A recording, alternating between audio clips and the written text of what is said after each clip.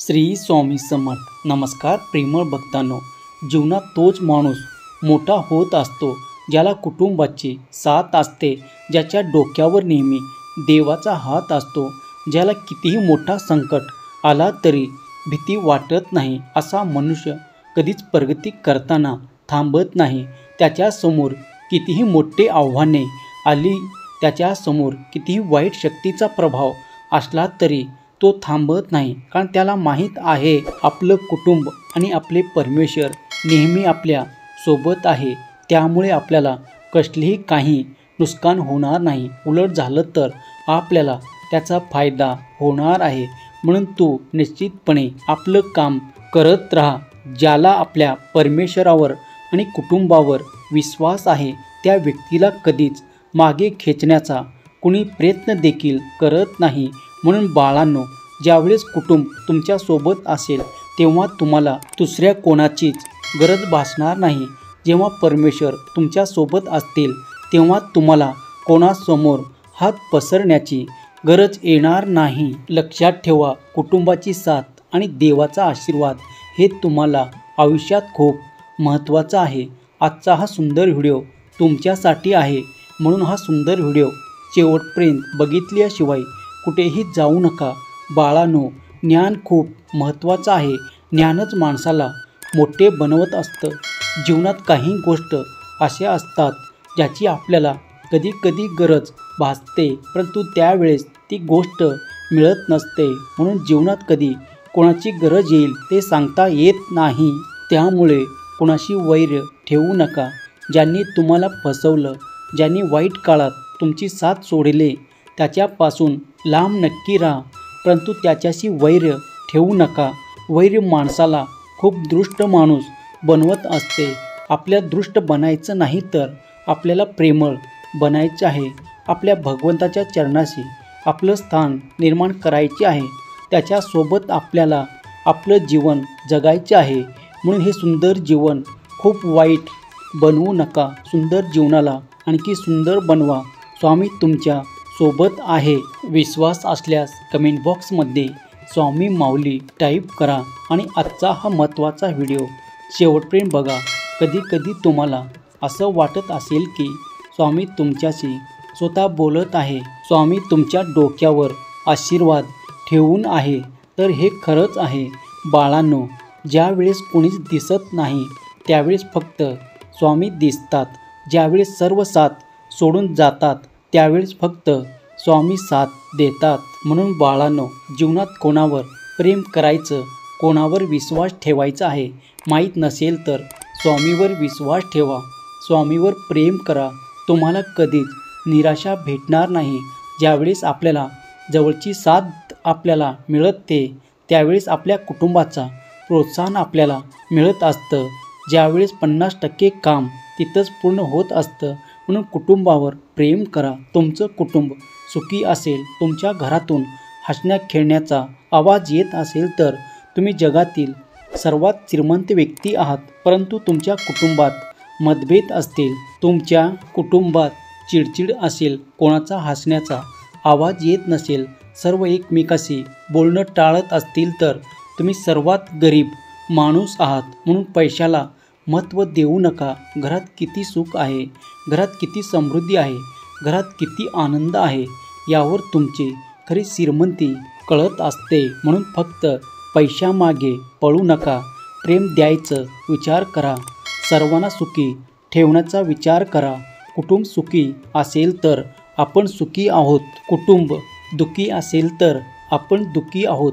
म्हणून सर्वप्रथम आपल्या कुटुंबाकडे लक्ष द्या। बाळांनो, कुटुंबात जर बाहेरील व्यक्तीने हस्तक्षेप केला तर कुटुंब लवकर तुटतं। म्हणून बाहेरील कोणत्याही व्यक्तीला तुमच्या हसत्या खेळत्या कुटुंबामध्ये हस्तक्षेप करू देऊ नका।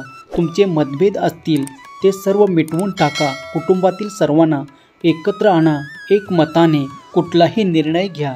सर्व सण एकत्र येऊन साजरे करा, हाच खरा आनंद आहे। आणि अशा घरात स्वामीचे आशीर्वाद नेहमी असतात। असं घर स्वामींना खूप आवडत असतं। म्हणून घरात अगोदर शांतता निर्माण करा, घरात अगोदर प्रेम निर्माण करा, त्यानंतर आपोआप स्वामी तुमच्या दारात येतील. बाळांनो, लक्ष्मी त्या घरात नांदेल ज्या घरात सुख समृद्धी अगोदरच टिकून आहे. लक्ष्मी त्याच घरात ज्या घरात शांतता आहे. म्हणून घरात शांतता ठेवा. अजिबात घरात कोणी शिवीगाळ करणार नाही याची दक्षता घ्या. कोणाकडून काही चुका झाली तर समजून सांगा, परंतु रागवू नका. बाळांनो, ज्या घरात रागराग आहे, चिडचिड आहे, खोटेपणा आहे, अशा घरात कधीच देव थांबत नाही. अशा घरात कधीच देव प्रवेश करत नाही. म्हणून या गोष्टीची तुम्हाला खूप काळजी घ्यायला हवी. प्रत्येक गोष्टीमागे काही कारण असतं. आपल्याला असं वाटतं की देवाचं आपल्याकडे लक्ष नाही, परंतु आपल्याला याची देखील जाणीव असायला हवी की आपल्या हातून तर काही चुकत नाही ना, आपल्या हातून काही बिघडत नाही ना, हे अगोदर आपण शोधायला हवं. आणि या सर्वाचा शोध घेण्यासाठी हे स्वामींनी पाठवलेले संदेश खूप महत्त्वाचे आहे. म्हणून हा महत्त्वाचा व्हिडिओ शेवटपर्यंत बघा.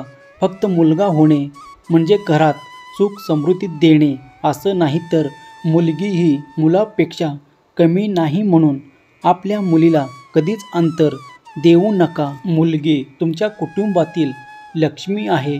तिला जपायला शिका. एक ना एक दिवस ती तुमचं घर सोडून जाणार आहे.